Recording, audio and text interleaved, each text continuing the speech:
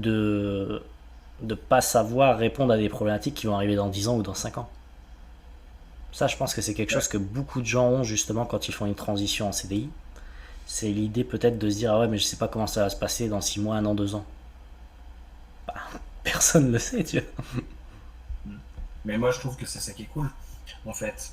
Euh, Si tu veux un truc tranquille où tu as une vision sur 3 ans, bah, reste chez un cabinet de consultant, en régie, dans une grosse boîte type EDF, et là tu sauras que tous les 3 ans, bah, au pire tu changes de service, mais moi je vois pas le freelancing comme ça, mais au contraire je le vois plutôt comme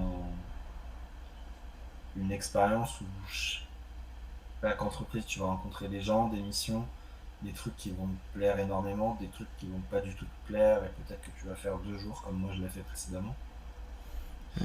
Donc je trouve que c'est ça, et c'est aussi pour ça que je le fais, c'était vraiment pour découvrir quelque chose de totalement différent de mon quotidien passé.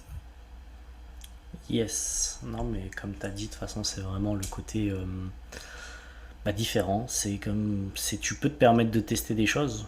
Là où en CDI, bon, bah. Tu veux pas trop te permettre de tester. Là, il y a un mauvais fit, il y a quelque chose qui ne matche pas avec l'entreprise. Tu fais une exit clean et puis tu passes à autre chose et c'est ok. Ouais.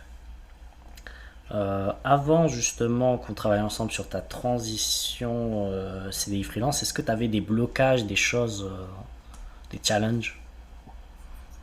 Non, en fait, j'avais pas de blocage.